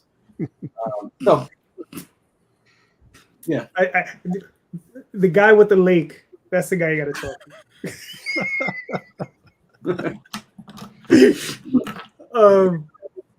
John, what are your thoughts? I work with the same group of guys I had hired back in 2021 when I did my first Kickstarter for Alpha Dog, Stone Tower Studio, and they basically do everything. And they're loyal, they're good guys, and their artwork is, as you can see, some from the past covers is amazing. So I might grab a cover artist here or there, but they've got to be pretty good because Stone Tower Studio guys, they do everything. They do the lettering, the graphics for the Kickstarter, so they're kind of all encompassing. So I really don't have any desire to seek anybody else out. Okay, you got lucky. I did get very lucky. I'm definitely got very lucky. I'm gonna have to tune out here pretty soon. I got to get up early for work, so I'll be tuning out here pretty soon. So no, that's cool. That's cool. You got to do what you got to do. Trust me, I know the feeling. Unfortunately, Ozzy, how do you onboard guys? Well, even when I do my own work, I hire a lot of people for art because the Sword and the Sorcerer, the series I did, 12 issues. There was I hired at least 100 people for it. And, so what I do is just first I send a post on Facebook or John is leaving. Yeah, I got to take off. I got All right, a long John. day. No Thanks, problem. guys. I appreciate Take it it. easy, brother. I'll talk to Bye. you soon. Bye. So yeah, so basically I post on Facebook or on groups that for artists, and then I basically, if I like their art, I hire them. Sometimes, in this case, it was so many short stories that I had to go for like sometimes the cheap option, the affordable, not the cheap, the affordable option, like the ones who are good but cheap, Right. or affordable. So yeah, and I basically let them do whatever they want to do with the story. I try not to be that. Try not to pester them, and that works better at some point, unless they're going out of the script. Right. That's when you intervene. But I normally let them do whatever they want. I get better results that way. You want to also keep them happy for that. And yeah, I mean, I got Simon Bisley, for this book. Very cool. Yeah, that's an you go. awesome cover too. When do you expect the rest of the other series, the 12-parter, to come out? Actually, well, I had a lot of bad luck. I had to stop for a while because my son was sick, and Right. it was a lengthy battle with the insurance. They didn't want to pay the hospital. I was in debt for like a lot of money, like insane amount of money. Right. Yeah. But finally we took him to court, and they had to pay. And but I took a big break. So anyway, I sent the 6 issues to the printer and the 3 paperback. So they sent me an email 2 days ago, and they're gonna send it next week. So probably in 2 weeks I'll be just sending all the books out, and probably gonna have the next campaign for the trade paperback, the first 4 books. Right. Okay. Yeah. All right. Cool. Sounds good. But it's so easy. It's so easy to get. I mean, Sidetrack.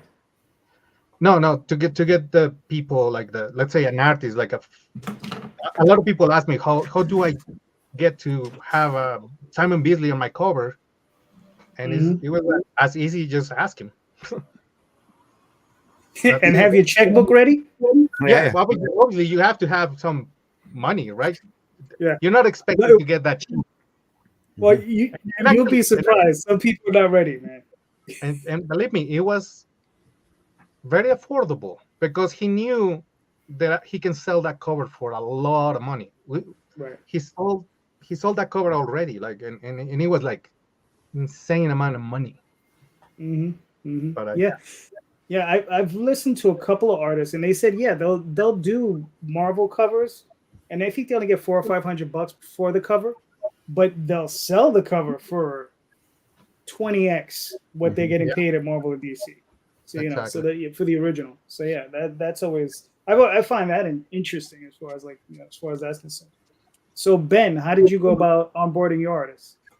Mine was social media too, but I don't think I'm a good example. I got really, really lucky with Gian Maria for the Regenesis series. For the anthology, it was much harder because there's 12 different creative teams, and the 12 creators that did volume 1 were out of probably, I think I probably hired at least 18 originally, and then people just didn't cut the mustard.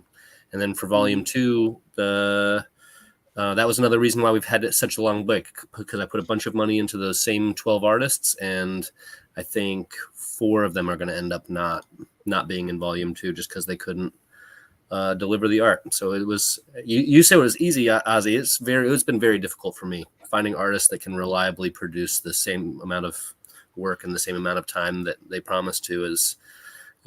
Has not been a smooth sail for me. Oh yeah, that's a different story because he said he was going to deliver in 3 months. It took a year. Mhm. And I'm not complaining. I've complained a few times. Yeah. So I'm not complaining, but Took a year. it still took a fucking year. He actually derailed our plans to the campaigns, to put everything together. Like, we didn't know if he was going to deliver, but Gotcha. But at least he did, though. And I mean, and look, it's an awesome looking cover, man. I mean, it's an awesome looking cover. It's right here. There you go. All right. So, Randy, what are your thoughts? My last job, I got pulled into it off of a podcast of all things. Got to talking to Russ. Russ mentioned he loved John Buscema, wanted to do a barbarian thing, and offhandedly I go, well, it's a couple of them Robert E. Howard barbarian stories that are in public domain. And Russ said, yeah, pick one. Adapt it. I'll draw it. I'm like, Nice. Okay. Wow. But other than that, finding artists, it's just it's almost like it literally, it's a relationship. You have to find somebody that somebody that you trust, somebody that's got a track record, hopefully, that's got a body of work that you absolutely. For me, it's people that I have to work with, who comes in, or I've had people show me portfolios at a convention that it's like, man, I got an idea for a story. What do you think of this? And goes from there. I haven't had any really.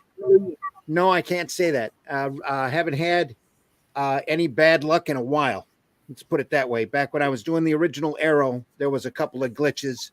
The Arrow around the year 2000 had a guy turn in an ink job once that was such a disaster. It cost me 2 weeks worth of work just to go over his inks to make it what I would consider remotely printable.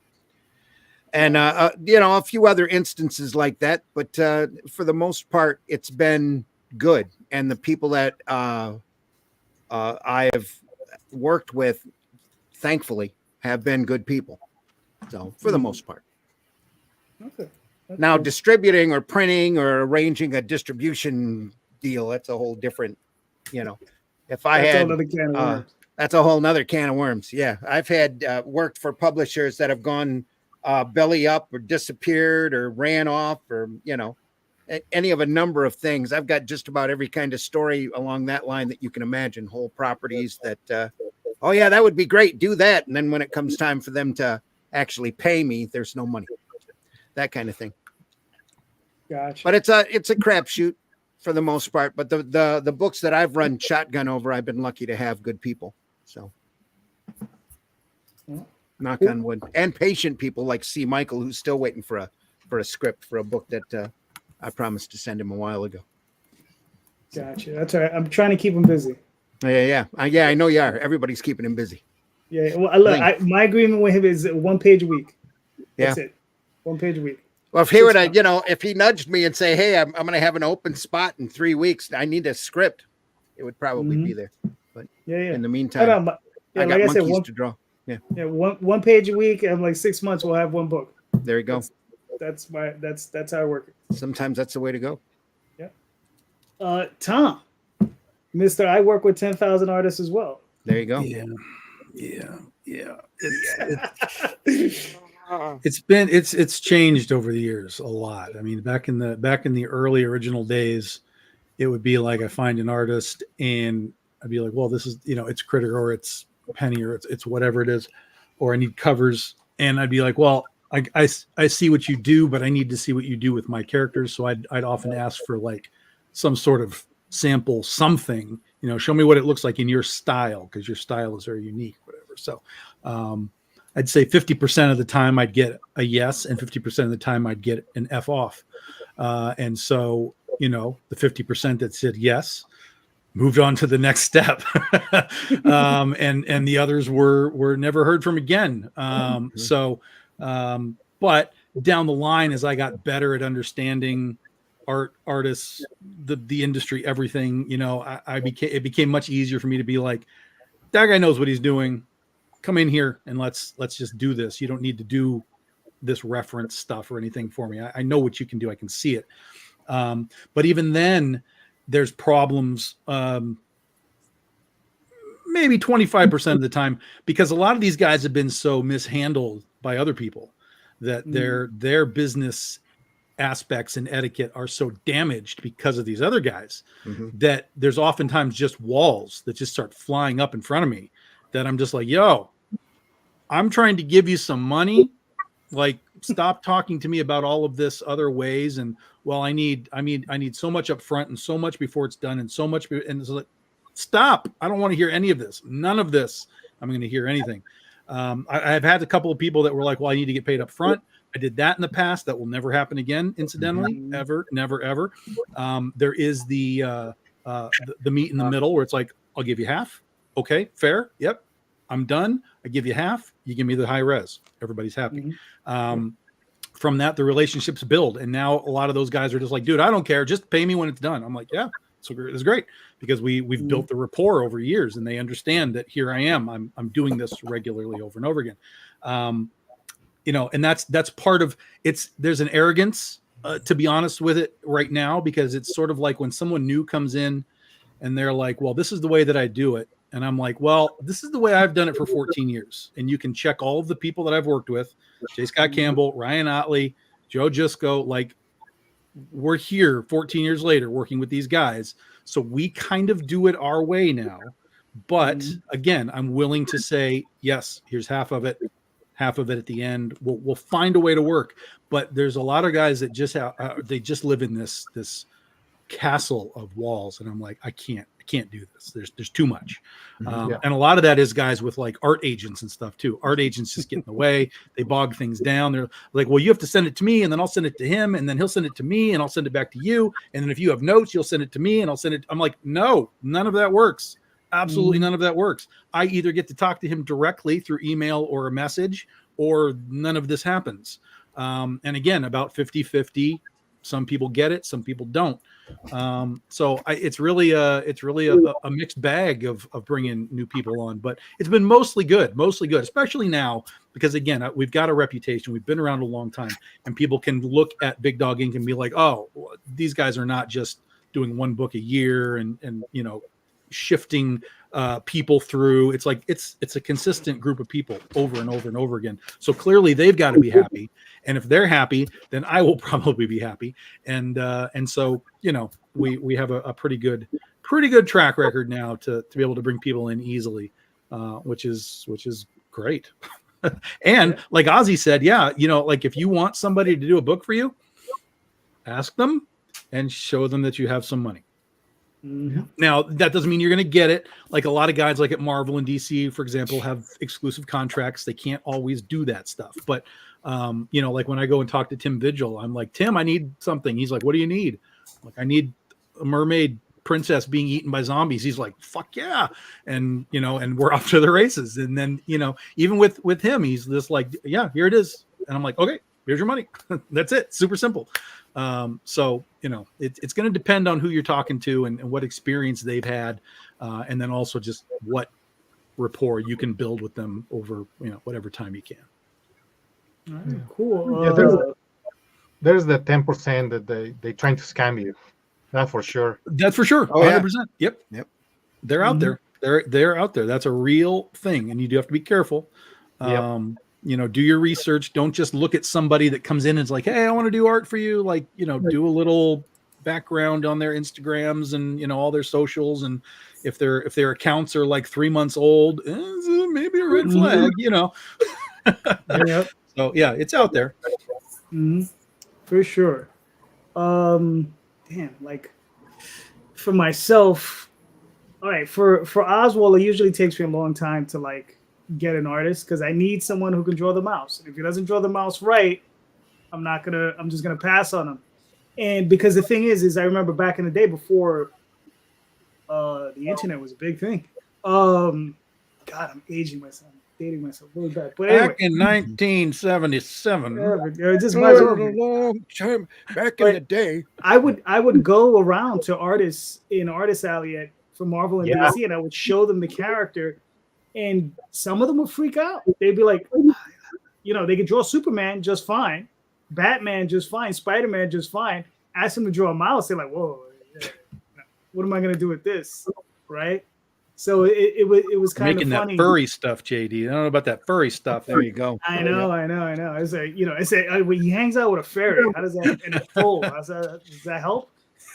But that's that was always the funniest thing. But you know, but now the process, usually what I go through is I'll hire somebody to do a pinup. You know, it says, you know, I said, do a pinup for me. Let's see how that works, and then maybe I'll hire them after that to do a short story. So it's like 3-4 pages. You know. Then we'll go from there. And I said, would you like to do a longer story? And then we'll go from there. And then I'll have an even longer story for them after that. And then we'll just keep rolling after that. And I've done that a few times already, and that tends to work. I just recently worked with one artist, and he had told me, he was like, I've never had anybody ask me to do a piece for a cover, right? So he did the piece, and it looked great. He sent it to me. There's all these layers in it, whatever. And I opened it up, and I made a huge mistake. It was a 200 DPI, and it was like a 6x9. I'm like, and I was like, you know, you naturally think everyone's gonna know 300 DPI at, you know, full size. So, you know, but he was new, so he didn't know. You know, he was a young guy. He did a piece, looks great. And I'm like, oh. I was like, don't worry about it. I could work with it, because I sent it over to another artist. He was like, oh yeah, I can. You know, he could play with it and mess with the levels and fix some of the lines, and it just cost me a few bucks to get that all done. But I told the next one, you know. But it was just really, really funny. So it's just coming across that problem with a new artist. I was just like, okay, that was. I have an entire issue of a book that's colored, completely colored, at 72 DPI. Oof. Yeah. Yeah. Mm-hmm. Yeah. Did you print it? In the early days. You printed it at 72? No. We realized what was happening, you know. Yeah. But the whole thing had been colored at 72 DPI. Oh, yeah. And the colorist was just like, well, that's the files that I got. And I was like, and you didn't think to say, hey, this isn't 300, this isn't the size that we need. Like, he just was like, well, I guess that's what they want. Colored them all at 72 DPI. I was like, yo. Some people don't know. Yeah. Well, I mean, that was an easy fix, right? You just What's that? That was kind of like an easy fix. You put the image, the 300 DPI on top of it. Or how did you fix that problem? Oh, we didn't. You didn't. We didn't. No, we didn't. At that time, though, we were so new at everything that particular book, we ended up completely redoing the book later on with a completely new artist. Just because it was, again, we had done it, but in that case, the actual artist who did the book himself dropped out on us. And since I didn't want to do like 2, 3, 4, 5, 6 with a different artist, I was like, look, we're just going to stop on this in this situation. And so I found another guy later who just came in and did the whole thing for us. And I was like, well, fuck yeah, this is great. But yeah, it was a learning process. And, you know, if the artist had stuck with us and we were going to keep going, we would have figured out a way to monkey around with it. But because he was like, yeah, you know, I'm out. I'm like, oh, great. Thanks. Now, what reason did he give you? He was just tired, or he's moving on to other work? I have had tons of artists literally do work for me, and they're just I literally start for Critter, for example. I hired 7 people to draw Critter for me before even one of them, Jose Luis, who finally did the book, stepped in and actually did stuff. All of them along the lines, either through roughs and layouts or actually doing a couple of pages. Every one of those 7 just ghosted out or told me, nah, I'm not interested anymore. And they were gone. 7 artists. So Jose Luis, who finally did the book, was number 8. And then as soon as he finished that book, he got hired by DC Comics, and he was off to DC after he did that for us. So And it's not like I'm going to be like, no, don't go to DC. Like, you know, Right. okay, dude, I get it. But what's funny is he's always felt so bad about that. He'll come back and do covers for us from time to time. You're like, I'm so sorry that happened. I'm like, dude, I don't even worry about it. I understand completely, you know, but he'll jump back in and do some covers for us from time to time. So it's been good. Do you do contracts? That's cool. What? Do you do contracts? We do not like strict. Here's the thing. This is another thing that I've learned. We did have contracts, like strict contracts at some point, but it doesn't matter. Particularly when you're dealing with people out of country, it's like, how do I enforce the contract with a dude in Brazil? There's nothing that you can do there. So if someone decides they don't want to do the work, the best thing for you to do is just walk away and find somebody else. Yeah, that's true. The contract has value for people that value contracts. And so if you meet somebody that's like, I feel like I'm locked in with you, I feel like I want to be loyal to you, I feel like I want to do the job for you, that contract will just be sort of a motivation for them to get the work done. But if they're just like, never mind, you have no repercussions. There's nothing you can do. Yeah, I don't do contracts. But I that's why I work with PayPal, because with PayPal you can recover your money. Sure. Like all these people who try to scam me, they didn't get the money. Right. I got it like 3 months later, but it's my money still. Right. I signed a contract with this one artist not too long ago, and it was funny because I was just like, what do you want a contract for? And in the contract, he sends me his own contract. It gives me all the rights to the piece, everything. It's a full work for hire. It was all for me. He said, no problem. There's only one stipulation in the entire contract. And this is going back to Tom's question. He says, you will not, as the publisher, allow this to be used in AI artwork. That was his only thing. So to bring it to full circle. So, gentlemen, we made it to hour 2. Thank you so much. This was awesome. Ben, where can they find you and your work, sir? Ben Ferrari, where can they find you and your work, sir? I have a Pilot Studios official on Instagram. I'm all over Facebook as well. And Pilot Studios. Pilot Studios on Facebook, Ben Ferrari on Facebook. I have a Kanan the Marauder Facebook page and Carriers from Red 5 Comics on Facebook as well. All right, cool. Ben, where can they find you and your work, sir? I'm frontierforever.org and at frontierforever on Instagram, Twitter, and Facebook. Nice and simple. Very nice. Ozzy? You can find me at Gemini Comics on Facebook, Gemini Comics 7 on Instagram, Ozzy Longoria, pretty much everywhere. And you can look for the new campaign on Indiegogo for the next trade paperback of The Sword and the Sorcerer. You can find this merchandise, t-shirts, the new t-shirts. Oh, nice. Wait. Awesome. And that's gonna be the next one, probably in this month. Nice. Randy?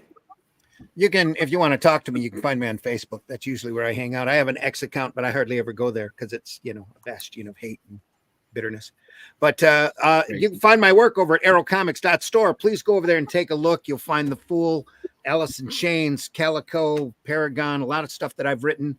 If you want to get my work, that's me personally, that's HeroBot Zero over at aerocomics.store. It's the adventures of a 3-foot-tall giant robot that defends a city from large monsters as long as he can do it on the clock. It's a fun cartoon story that I'm really proud of. Other than that, I do 2 podcasts on the Indy Comics Network, Comics by Night, which is on Friday morning at 5 a.m., and Sunday Funnies, which is on Sunday morning at 9 a.m., where we look over some great sequential art and by some true sequential art masters, the stuff that really inspires us. It might be really old, but it's still really, really great stuff. Like right now on Fridays, we're going through a book covering Jack Kirby's Marvel career. This morning, we just went through this great art book about the work of Nick Cardy. And if you know who he is, you'll want to take a look at that episode. And if you don't know who he is, you really need to take a look at that episode because he's one of the best Silver Age cover artists that ever was. So go in there and take a look at that. Indy Comics Network, Comics by Night, and Sunday Funnies. Other than that, fundmycomic.com has a lot of Arrow projects over there. That's our primary platform that we do crowdfunding from. AR13L is over there. Soul Tack, Hybrids by other people on the Arrow Comics team. And you'll see more Shadow Kingdom over there soon at Lanyon. Number 1 will be offered very shortly, and we're working on an artisan book as well for Shadow Kingdom, just to show off Russ's great black and white artwork. Very cool. So keep your eye on that stuff. If you go over to arrowcomics.store, we'll keep everybody up on the news and stuff. And there's a subscription service over there as well, where you can get digital comics and all sorts of fun. More stuff coming. Nice. Tom? So we pretty much live on Facebook. That's our primary social media place, but we're on the Instagram, we're on the X, we're on the TikTok. If you want to do all those things, you can find us on all those places. Patreon as well. Our Kickstarter's running a couple more weeks, and then we're doing our big anthology annual in July, and then Critter will be back with issue 3 in September, and we may have a special surprise depending on if I can get my ass writing a book or not. We may have a special surprise for October for this year. And then next year's our 15-year anniversary. So lots going on next year. Cool. Very nice. Very nice. So yeah, you can find me, JD Calderon, on Facebook, Twitter, and all those different places, but primarily on Facebook here just about every Sunday night. Next week, we will have the not so triumphant return of JD Rosario. And currently, there's a pre-launch page for the Oswald Chronicles. I'll be launching that on Friday. And that's pretty much it. Thank you so much all for being here. People, don't forget, all of these creators are awesome. All of their links are in the show notes. Hit those links, go buy some books, and support these creators, because all creators deserve your support. So thank you so much. Remember, read more indie comics, especially ours. Have a good night, guys. Thanks, JD. Everybody. Thank you. Thank you.